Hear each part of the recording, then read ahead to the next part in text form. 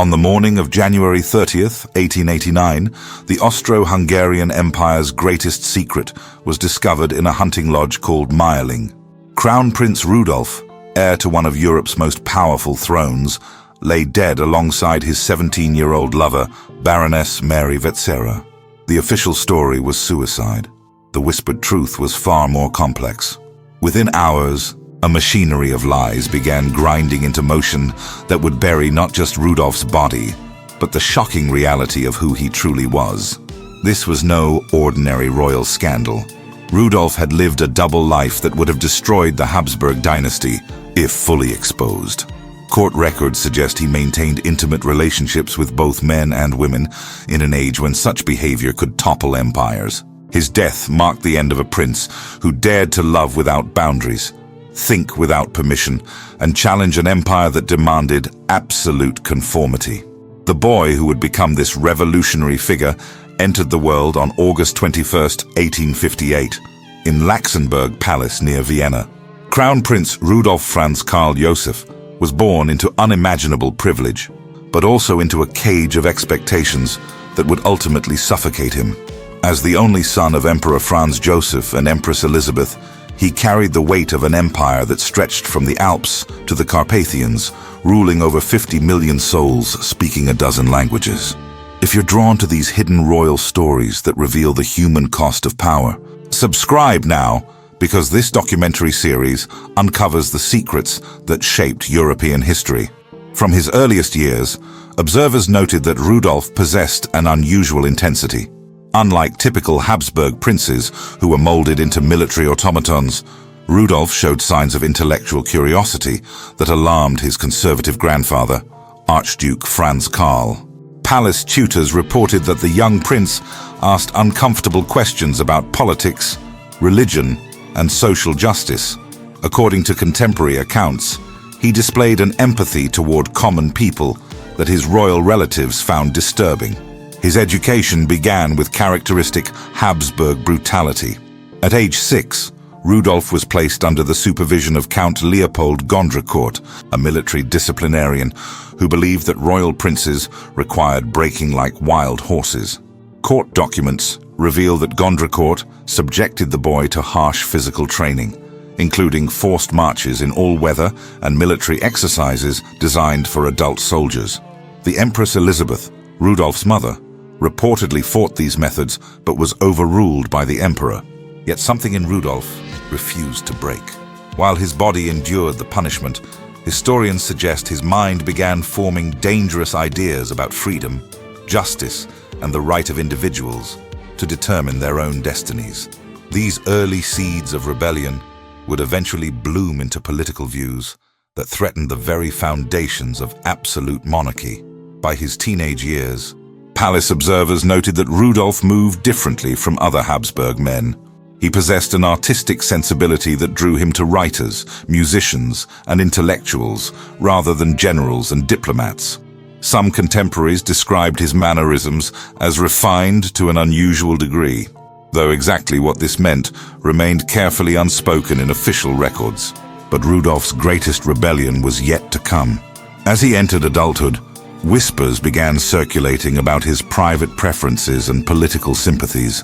The future emperor was developing appetites and opinions that would ultimately place him on a collision course with an empire that demanded both sexual and political orthodoxy. What those closest to Rudolf discovered about his secret desires would shock even the scandal-hardened Habsburg court. The Habsburg method of creating emperors was simple: break the boy, rebuild the man. For Crown Prince Rudolf, this philosophy would prove catastrophic. While other children played with toys, he endured military drills designed to crush any hint of weakness or individuality. The empire demanded a ruler molded from iron and obedience. Instead, they would create a revolutionary who questioned everything they held sacred. Count Leopold Gondrecourt arrived at the palace when Rudolf was just 6 years old. His mission was clear: transform the crown prince into a proper Habsburg. According to court records, Gondrecourt believed that royal blood required harsh tempering. He subjected Rudolf to brutal morning exercises, forced him to sleep on a military cot without cushions, and insisted the boy march for hours in freezing temperatures, wearing only light clothing. Palace servants reported hearing the young prince's tears echoing through the corridors after particularly severe training sessions.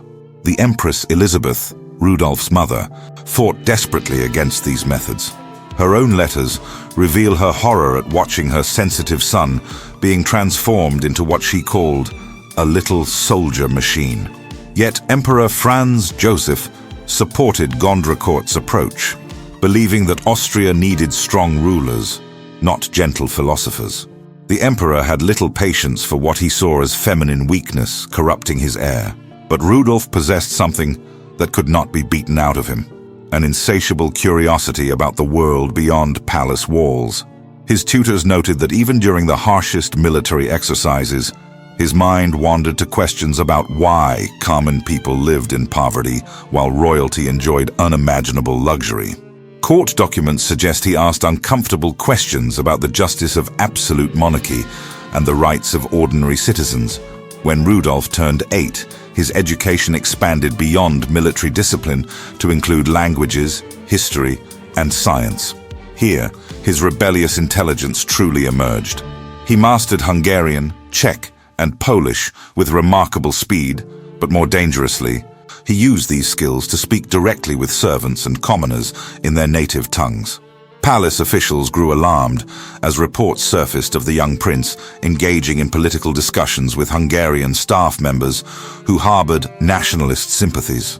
His growing liberal tendencies became impossible to ignore. Rudolf read forbidden newspapers, questioned religious doctrine, and showed sympathy for democratic movements spreading across Europe. According to his tutors' reports, he expressed particular interest in the American system of government and the recent abolition of slavery. For a future absolute monarch, such interests represented dangerous thinking. The distance between father and son widened with each passing year. Emperor Franz Joseph embodied conservative Habsburg values, divine right, rigid hierarchy, and unquestioning obedience to tradition. Rudolf, historians suggest, began developing a worldview that challenged these very foundations. Court observers noted that conversations between the emperor and his heir grew increasingly tense, often ending in uncomfortable silences. By his teenage years, Rudolf had learned to hide his true thoughts behind a mask of royal propriety. Palace staff whispered about his late-night reading sessions, his correspondence with liberal intellectuals, and his growing fascination with progressive political movements. The young prince was developing ideas that would have shocked his grandfather and terrified his father. But political rebellion was only part of Rudolf's dangerous evolution. As he entered adolescence, those closest to him began noticing other changes that would prove even more scandalous. As Rudolf entered his 20s, the glittering salons of Vienna became his hunting ground for experiences the Habsburg court could never provide. The empire's capital pulsed with artistic energy, intellectual ferment, and hidden desires that flourished in the shadows of respectability. For a young prince wrestling with attractions that defied imperial expectations, Vienna offered both opportunity and mortal danger. Court records from the 1870s begin mentioning Rudolf's unconventional associations with increasing frequency. Palace staff reported that the Crown Prince spent considerable time in the company of actors, writers, and artists, rather than the military officers and diplomats his father preferred. According to contemporary accounts, Rudolf seemed drawn to creative individuals regardless of their gender, social class, or political views.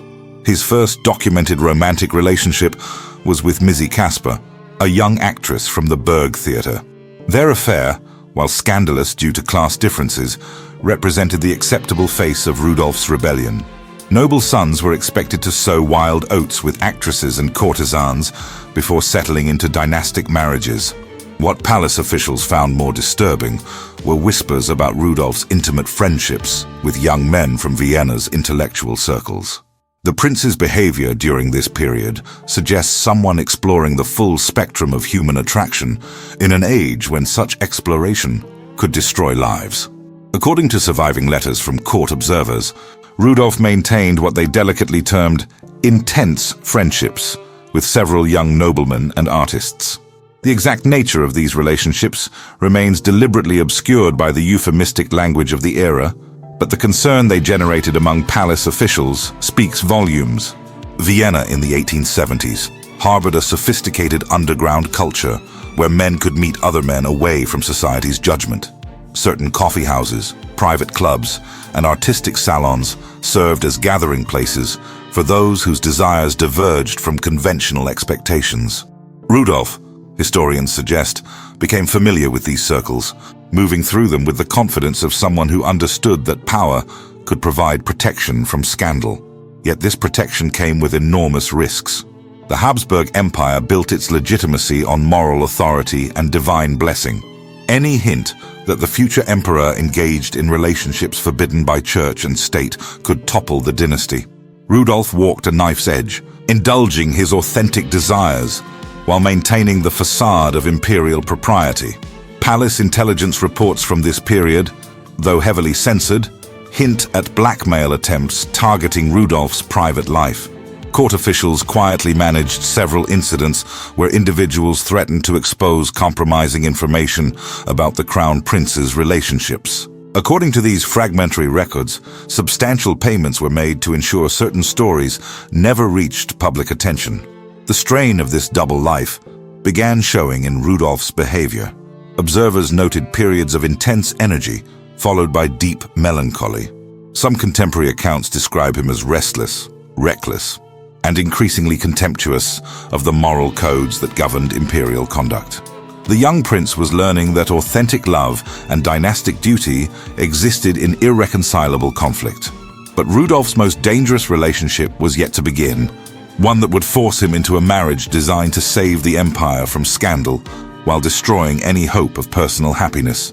The solution to Rudolf's scandalous behavior arrived in the form of a teenage Belgian princess. Princess Stephanie, daughter of King Leopold II, was selected not for love, but for damage control. At 17, she possessed the royal bloodlines and Catholic virtue needed to rehabilitate Rudolf's reputation. The marriage, celebrated with imperial splendor on May 10, 1881, was designed to transform Vienna's most dangerous prince into a respectable family man. The wedding ceremony at the Augustinerkirche dazzled European royalty, but those who knew Rudolf recognized the performance for what it was. Court observers noted the crown prince's mechanical demeanor throughout the festivities. According to surviving diplomatic correspondence, several ambassadors privately commented on Rudolf's apparent disconnection from the proceedings, describing him as present in body but absent in spirit. Stephanie, naive and romantic, initially believed she could reform her husband through devotion and understanding. Her letters to her family reveal a young woman desperately trying to comprehend Rudolf's emotional distance and erratic behavior. She wrote of his long absences, his preference for intellectual discussions over intimate conversation, and his apparent lack of romantic interest in their marriage bed. The birth of their daughter, Archduchess Elizabeth, in 1883 provided temporary hope for dynastic stability. Palace officials celebrated the arrival of a Habsburg heir, while privately noting that Rudolf showed little emotional attachment to fatherhood. Contemporary accounts suggest he viewed his daughter more as a dynastic obligation than a beloved child, visiting her nursery with the same dutiful resignation he displayed toward most imperial responsibilities. Tell me in the comments what part of this story shocks you the most so far. And if you're enjoying this documentary, make sure to subscribe for more stories like this. Behind the facade of respectability, Rudolf's double life intensified rather than diminished. Marriage provided the perfect cover for his continued exploration of forbidden relationships. Palace intelligence reports from the 1880s document a network of discreet liaisons that spanned both genders and multiple social classes. Rudolf, historians suggest, used his new status as a married man to move even more freely through Vienna's underground circles. His relationships during this period reveal a man caught between authentic desire and crushing duty. Court records hint at intense friendships with young officers from his military regiment, while simultaneously documenting affairs with actresses, intellectuals, and society women. According to surviving letters from concerned courtiers, Rudolf seemed to pursue these relationships with increasing recklessness, as if daring the empire to confront his true nature. The strain on his marriage became impossible to ignore. Stephanie's own journals, discovered decades later, reveal her growing awareness that she had married a man whose heart belonged elsewhere. She wrote of Rudolf's extended absences, his preference for male companions, and her gradual realization that their union would never provide the emotional fulfillment she had anticipated. Palace officials watched nervously as rumors about Rudolf's private life continued circulating despite his marriage. The strategy of respectability through matrimony was failing spectacularly. Instead of calming the Crown Prince's rebellious nature, marriage had simply provided him with better camouflage for increasingly dangerous behavior. But Rudolf's greatest political rebellion was yet to come, one that would make his sexual scandals seem minor compared to his treasonous ideas about democracy and revolution. While Emperor Franz Joseph ruled through divine right and unquestioning tradition, his son secretly penned articles attacking the very foundations of absolute monarchy.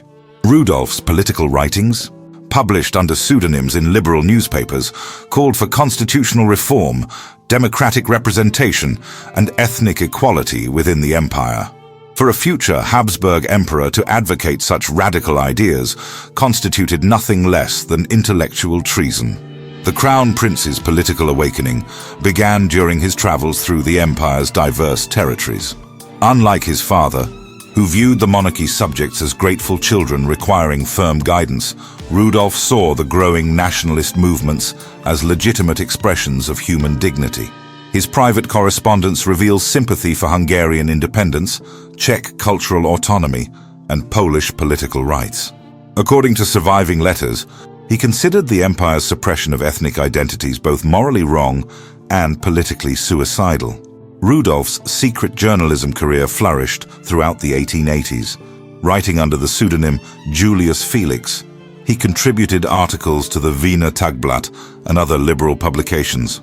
These pieces, discovered only after his death, advocated for press freedom, religious tolerance, and gradual democratization of the monarchy. Palace officials would have been horrified to learn that the future emperor was anonymously promoting ideas that directly contradicted imperial policy. The ideological chasm between father and son widened with each political crisis. When Franz Joseph ordered harsh crackdowns on Hungarian protests, Rudolf privately condemned the violence. Court records suggest he maintained secret correspondence with Hungarian nationalist leaders, offering them encouragement and political intelligence about imperial plans. Such activities bordered on treason, yet Rudolf seemed driven by a vision of a reformed, federalized empire that could peacefully accommodate its diverse populations. His most dangerous political association involved Gyula Andrássy Jr., son of the former Austro-Hungarian foreign minister. According to intelligence reports, Rudolf and Andrássy discussed plans for Hungarian autonomy that would have fundamentally restructured the empire. These conversations, if discovered by imperial authorities, could have resulted in charges of sedition against both men. Rudolf's liberal convictions extended beyond politics to social reform. He advocated for workers' rights, women's education, and Jewish emancipation at a time when such positions marked him as a dangerous radical.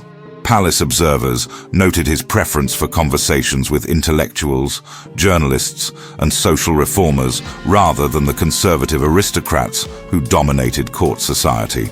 The emperor began recognizing the extent of his son's political apostasy during family councils, where Rudolf openly challenged imperial policies. According to contemporary accounts, these meetings devolved into heated arguments about the monarchy's future, with Rudolf advocating for constitutional limits on royal power, while Franz Joseph defended absolute rule as divinely ordained. By the late 1880s, court officials whispered about the Crown Prince's treasonous sympathies and his dangerous associations with enemies of the state. Some suggested that Rudolf's radical politics posed a greater threat to the dynasty than his sexual scandals, as political revolution could destroy the empire entirely. But Rudolf's enemies within the court were already plotting to use both his political and personal vulnerabilities against him, weaving a web of surveillance and blackmail that would ultimately trap the rebel prince. The Habsburg court operated like a sophisticated espionage network, where every whispered conversation, every lingering glance, and every midnight visitor became currency in the deadly game of imperial politics. Rudolf's complex web of relationships provided his enemies with ammunition while forcing his allies into increasingly desperate damage control. In this world of surveillance and scandal, even love became a weapon of political warfare. Palace intelligence officers compiled detailed reports on Rudolf's associations, creating what amounted to a comprehensive catalogue of the Crown Prince's forbidden life. These documents, discovered in secret archives decades later, reveal the extent to which imperial authorities monitored their future emperor. According to surviving intelligence files, Rudolf's movements were tracked, his correspondence intercepted, and his intimate relationships documented with clinical precision. The blackmail attempts began in earnest during the mid-1880s. Court records hint at multiple incidents where individuals threatened to expose compromising information about Rudolf's relationships with both men and women. Palace officials quietly managed these crises through a combination of bribery, intimidation, and strategic silence. According to fragmentary financial records, substantial sums were regularly disbursed from secret imperial accounts to ensure certain stories never reached public attention. Rudolf's relationship with Count Georg Larisch, a young cavalry officer, became particularly problematic for palace security. Contemporary accounts describe an intense friendship that raised eyebrows throughout Vienna's military circles. The Count's sudden transfer to a remote garrison posting, historians suggest, represented an attempt to break up a relationship that had become too visible for imperial comfort. Simultaneously, Rudolf maintained passionate affairs with several actresses and intellectuals that provided convenient cover for his more dangerous associations. His relationship with Mitzi Kaspar continued sporadically, while new liaisons developed with Marie Larisch, Countess Festetics, and other society women who understood the rules of discretion that governed aristocratic scandal. The Crown Prince's salon at the Hofburg became a carefully orchestrated theater of respectability. Palace observers noted how Rudolf skillfully balanced his guest lists, ensuring that any evening might include actresses, diplomats, military officers, and intellectuals in combinations that made individual relationships impossible to decode. According to court records, these gatherings served multiple purposes: intellectual stimulation, political networking, and elaborate camouflage for Rudolf's authentic desires. But the surveillance network worked both ways. Rudolf cultivated his own intelligence sources within the palace, learning which officials reported on his activities and how information flowed through the imperial bureaucracy. Court documents suggest he used this knowledge to manipulate the very system designed to control him, feeding his watchers selected truths while concealing more dangerous secrets. The psychological toll of living under constant observation began manifesting in Rudolf's increasingly erratic behavior. Palace physicians noted periods of intense depression, followed by manic episodes of reckless activity. According to medical records, he complained of insomnia, digestive problems, and what contemporary doctors termed nervous exhaustion. His marriage to Stephanie became another casualty of this surveillance culture. The princess found herself inadvertently serving as an informant about her husband's behavior, with court officials regularly questioning her about Rudolf's absences, moods, and associates. Her growing awareness of her role in this system of control would ultimately poison any remaining affection between the royal couple. But Rudolf's most dangerous period was approaching, as the psychological pressure of his double life began driving him toward increasingly desperate choices. By 1888, Rudolf's world was collapsing from multiple directions. His political dreams of a reformed democratic empire had been crushed by his father's inflexible conservatism. His personal relationships existed under constant surveillance and threat of exposure. The psychological pressure of maintaining a facade of imperial propriety while living authentically was driving him toward a dangerous breaking point that would soon consume everything he had left to lose. The final blow to Rudolf's political aspirations came with the League of Three Emperors renewal, which bound Austria-Hungary more tightly to Germany and Russia's conservative alliance. According to his private letters, Rudolf viewed this treaty as a betrayal of his vision for a liberalized Central Europe. Palace observers noted his increasing bitterness during diplomatic functions, where he could barely conceal his contempt for the reactionary policies he was expected to support. His mental health deteriorated dramatically during this period.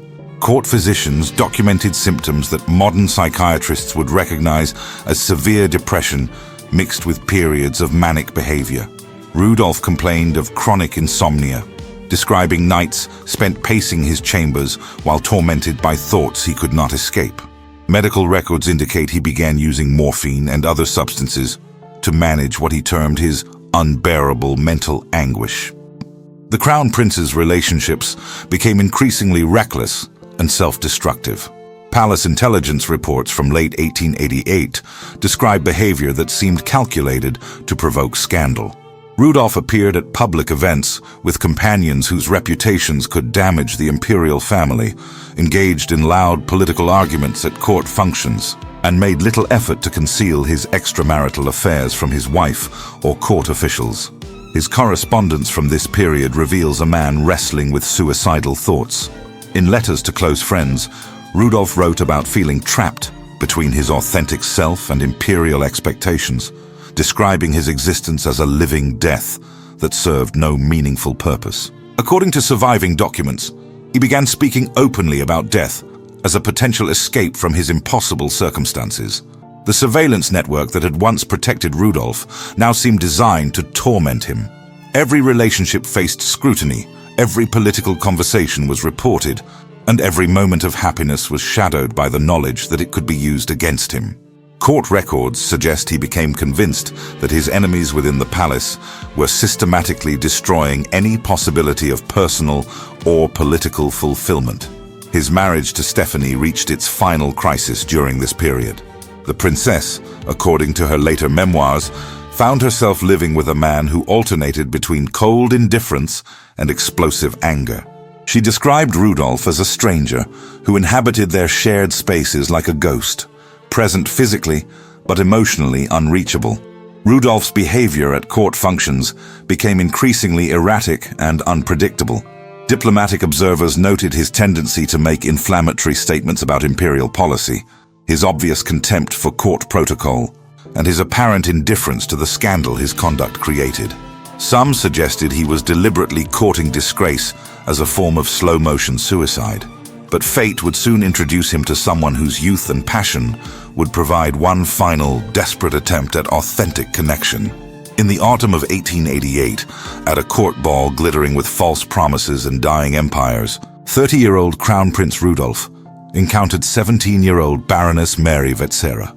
Their meeting would become the final chapter in Rudolf's desperate search for authentic connection, a relationship so intense and dangerous that it would ultimately lead them both to a hunting lodge called Mayerling and a death that shocked the world. Mary Vetsera possessed everything that attracted Rudolf's complex desires: youth, intelligence, and a reckless disregard for social convention that matched his own self-destructive impulses.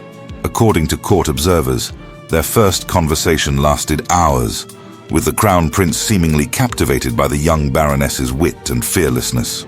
Palace staff noted Rudolf's immediate change in demeanor whenever Mary appeared at social functions, describing him as more animated and alive than he had seemed in months.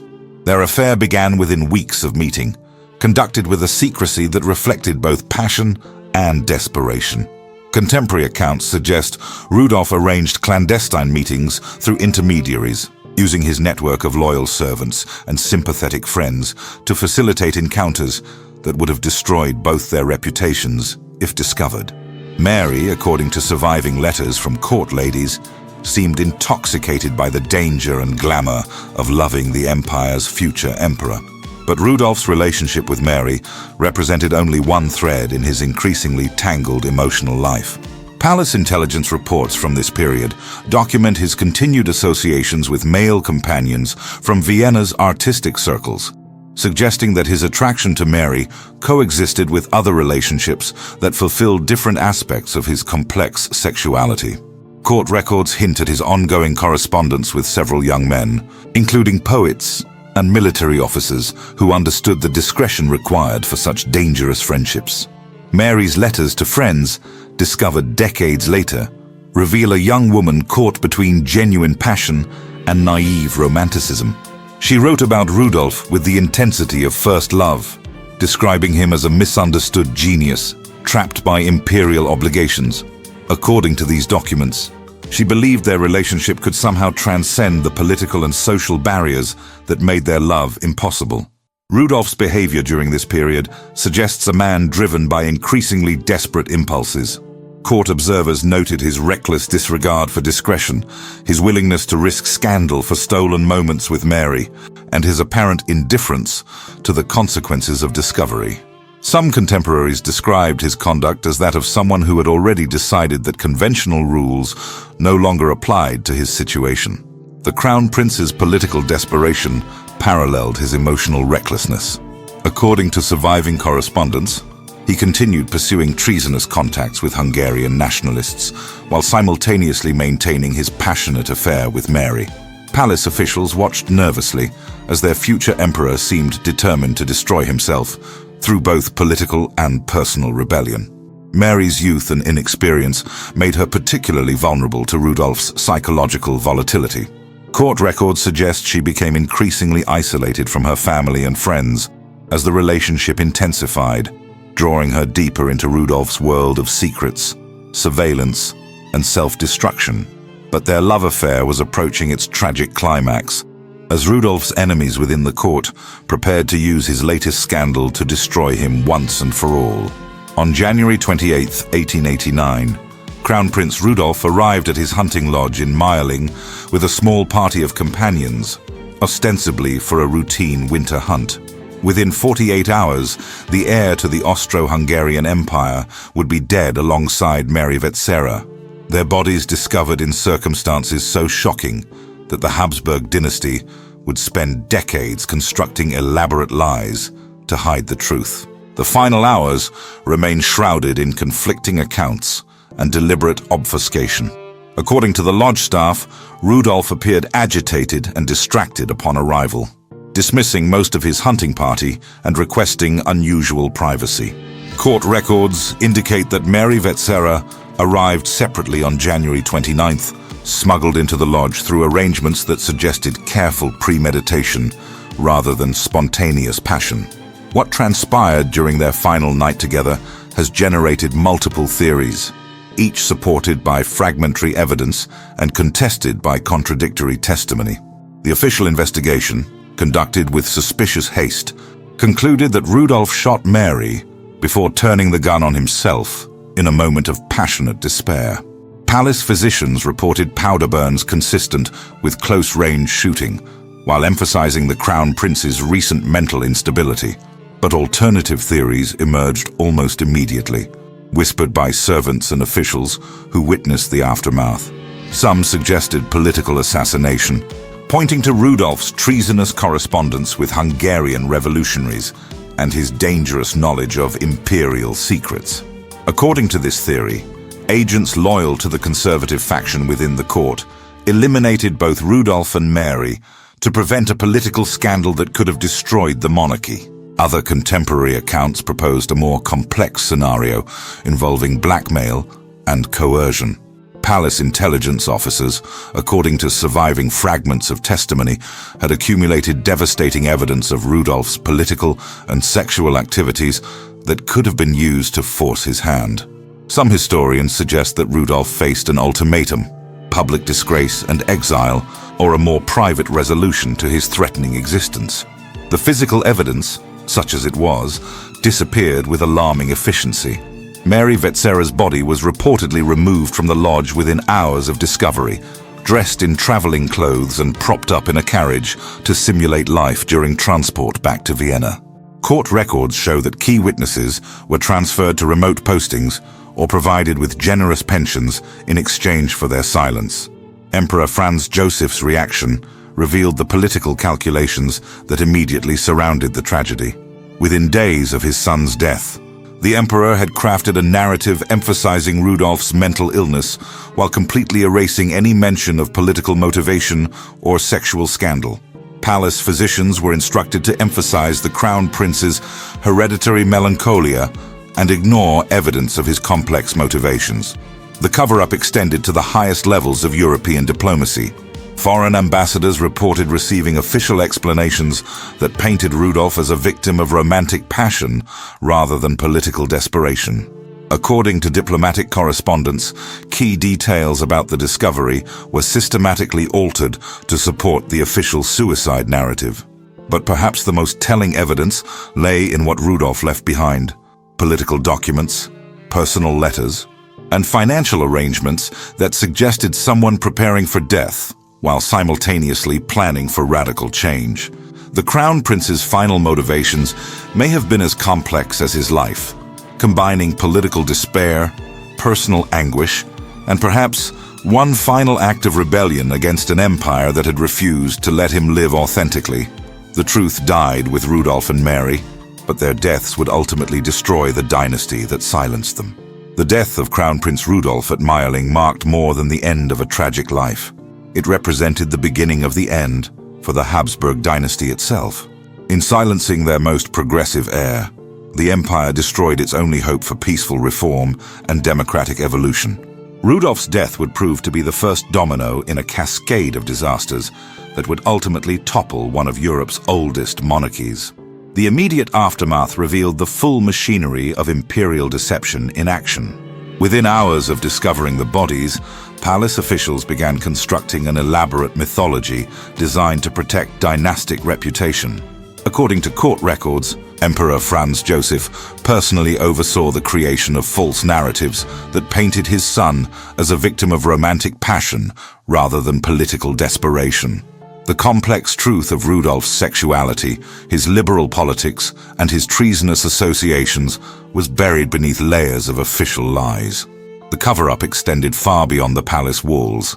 Church authorities, initially reluctant to provide Christian burial for a suicide victim, were pressured into declaring Rudolf mentally incompetent at the time of his death, thereby permitting religious ceremonies. Court physicians were instructed to emphasize hereditary mental illness while ignoring evidence of Rudolf's rational political motivations and complex personal relationships. For over a century, historians and biographers accepted these official explanations, portraying Rudolf as either a romantic fool, destroyed by passion, or a mentally unstable prince, doomed by Habsburg genetics. The true scope of his liberal political activities, his dangerous associations with revolutionary movements, and his authentic struggle with sexuality in a repressive society remained hidden in classified archives and deliberately obscured testimonies. But time eventually revealed the extent of what the empire had lost. Rudolf's political writings, discovered decades later, demonstrated a sophisticated understanding of democratic principles and ethnic autonomy that could have peacefully resolved the nationalist tensions that ultimately destroyed Austria-Hungary. His vision of a federalized, constitutional monarchy might have prevented the ethnic conflicts that would tear the empire apart during World War I.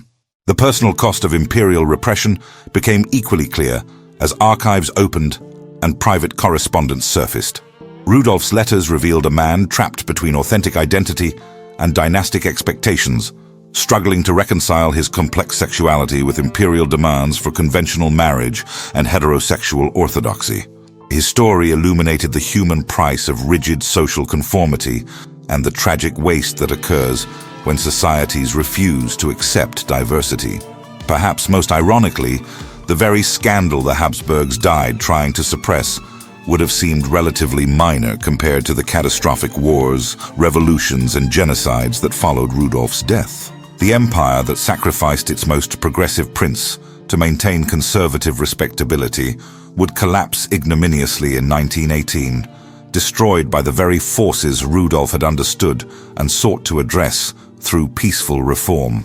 Modern historians increasingly recognize Rudolf as a tragic figure whose death symbolized the failure of 19th century European monarchy to adapt to changing times.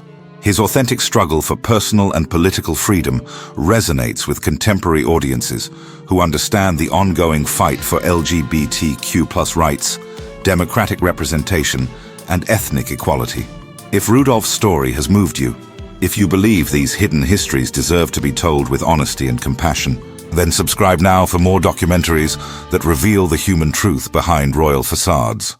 Because every silenced voice from the past teaches us something crucial about fighting for authenticity and justice in our own time.